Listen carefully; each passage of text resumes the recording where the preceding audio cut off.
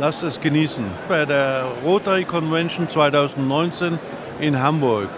Und wir wollen euch verschiedene Eindrücke von verschiedenen Ständen und auch unser Projekt zeigen.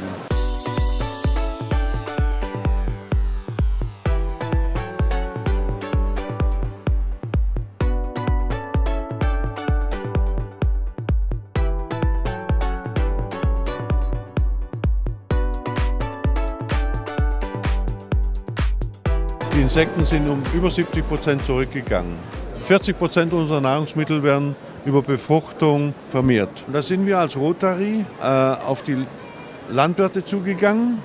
Wir bezahlen dir deinen Ausfall, weil er kein Getreide mehr hat. Und du pflanzt für diese Periode diese Pflanzen ein, Wildpflanzen. Der Landwirt gewinnt, weil er kein Wetterrisiko hat. Wir bezahlen ihm 100% des Ertrages, den er sonst hätte. Wir sind ganz stolz, dass wir die Messe hier unterstützen, dass wir für den Rotary Club Hamburg alle Touren, Taxitouren, die zur Messe und von der Messe gehen, sponsern und haben noch ein zweites Projekt, das ist das Bienenprojekt des Rotary Clubs in Ahrensburg und da unterstützen wir auch. Hello, I am Tom Tochterman and I am from the Rotary Club of Lake Chelan, Washington, USA, and I'm here at the Rotary International Convention 2019 in Hamburg, Germany, and I'm representing the Rotarian Action Group for Endangered Species, and what we do is we identify Rotarians and Rotary Clubs worldwide that are involved with projects saving endangered species. Wir sind ein Klimaschutzprojekt für Madagaskar. Wir haben uns auf Madagaskar spezialisiert, weil Madagaskar sehr viele endemische Pflanzen hat und sehr unter Waldschutz leidet. Wir sind seit 18 Jahren in Madagaskar. Die ungefähr 120.000 Hektaren verschwinden an Wald in Madagaskar jährlich und 80% davon ist für die Kocherei. Wir fingen vor 18 Jahren an, die Solarkocher herzustellen. Das sind die Boxkocher, die sehen Sie hier drauf. Und nachher mit den Parabolikkochern. Dann haben wir die Energiesparkocher, die sehen Sie hier links. One of the things that we do after a disaster is we provide clean water. So this unit here will provide 10,000 litres of clean water a day. We can take the water out of a river, as you can see from the tank, fairly dirty water, and we can make it into clean drinking water which has no bacteria, so that's safe. And we install these units after disasters. We also install them just for communities that want clean water. Wir sind eine Kinderhilfsorganisation, uns gibt es seit 20 Jahren und wir behandeln Kinder mit Lippenkiefer-Gaumenspalten kostenfrei in Entwicklungsländern. Wir haben das bereits in mehr als 85 Ländern getan, haben 1,3 Millionen Kinder behandelt und diese Kinder, die werden in jedem Land der Welt, auch in Deutschland, wird 1 in 700 Kindern mit einer Lippenkiefer-Gaumenspalte geboren. Das ist der größte angeborene Geburtsfehler. I'm coming from Livingston, a Rotary Club Livingston. This project is all about supporting former commercial sex workers. This project started in 2007 and over the years we've supported about 120 women. And after they complete, we give them sewing machines and we also help them financially so that they can start other businesses. I bought an apron and a shirt and I'm about to buy a hat. So we met this organization, War Child, and associate with them because they have huge experience in preventing and healing ex-combatants. Child ex-combatants have suffered in different settings, complex settings. My name's Malcolm and I'm from Australia, but this is the Rotarian Action Group Against Slavery. And the aim of that is to create awareness amongst Rotarians about the issue of modern slavery in our world. So, und wir sind nicht hier, um Geld einzusammeln. Unsere Aufgabe von Rotary ist, andere Rotary-Clubs in Europa zu überzeugen, dass sie das auch machen. Mein vorheriger Club dort in der Seine-et-Marne, da wird auch viel Monokultur betrieben. Da wird dieses Projekt wahrscheinlich auch sehr hilfreich sein können. Die Vielfalt ja, wird sich wesentlich verbessern. Der Landwirt gewinnt, die Insekten gewinnen, Natur erfreut sich. Let's do it!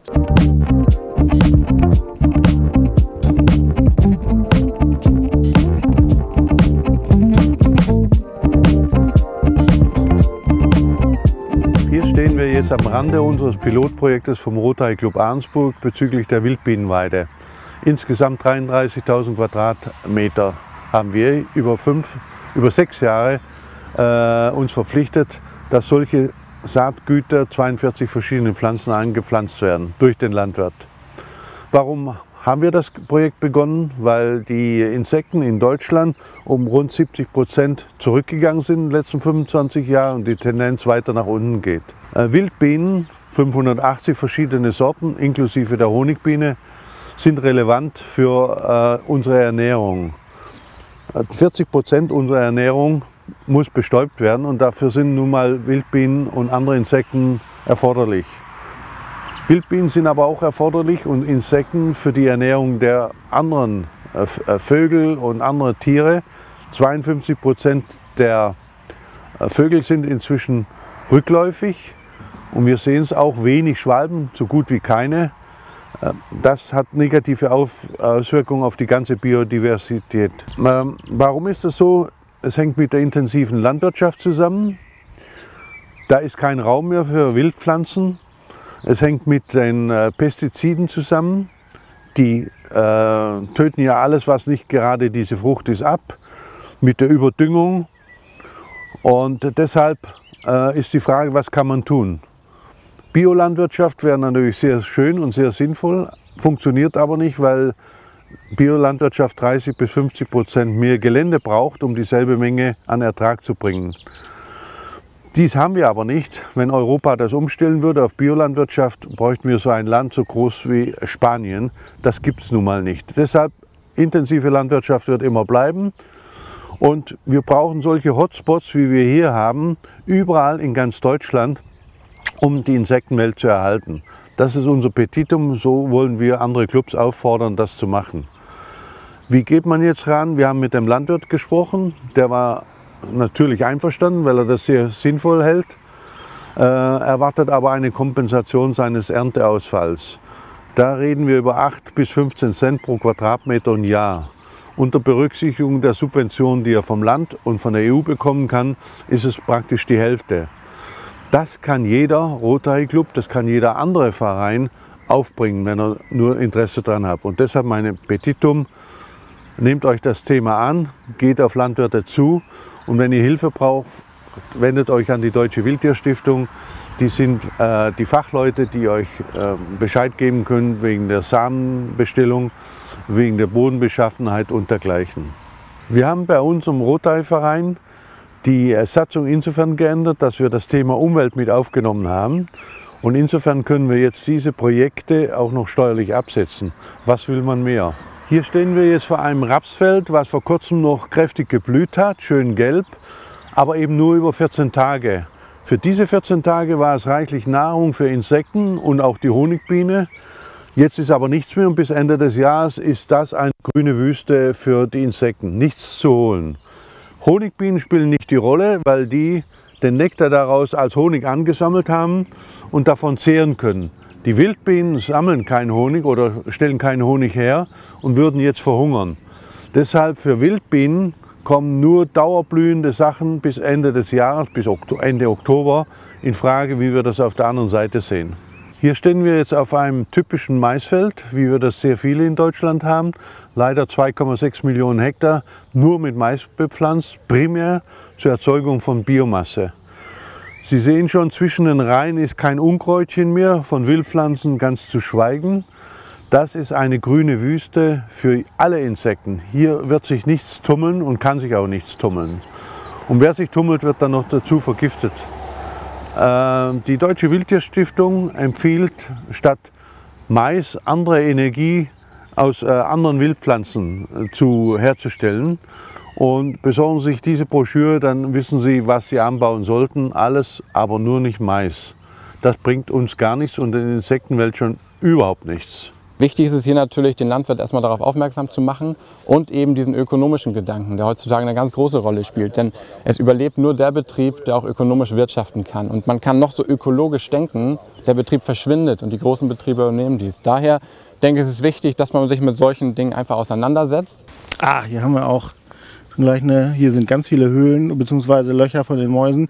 Das ist natürlich auch ein total toller Effekt von diesen Flächen, wenn die eben so lückig sind, dass man hier die Wühlmäuse bzw. die Feldmäuse hat, die wären dann ja auch eine tolle Nahrung dann eben für die Rotmilane, für die Bussarde. Natürlich wird hier in den Flächen auch der Fuchs jagen und so weiter. Auf der Rotary World Convention im Juni dieses Jahres haben wir von MyTaxi eine sehr großzügige Spende erhalten von über 20.000 €. Und für diese Spende werden wir dieses Gelände, was Sie hier sehen, rund 34.000 Quadratmeter, ab nächstem Jahr für 5 Jahre umwidmen in eine Wildblumenwiese. Ähnlich dem Projekt Nummer 1, was wir davon hatten. Dafür MyTaxi, herzlichen Dank.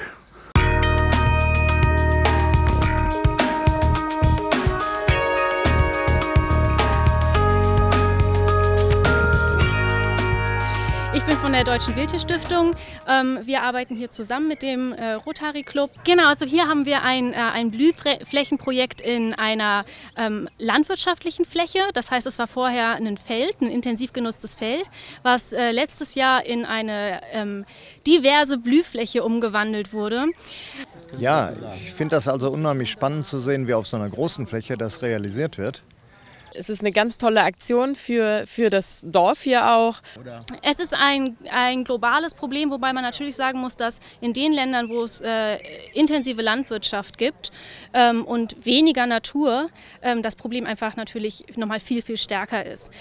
We're so excited about this project. In the United States, this is a similar problem, and we live in an agricultural area, and bees are very important to our ecosystems. And it's all natural for all of the wild bees and bugs and butterflies and dragonflies.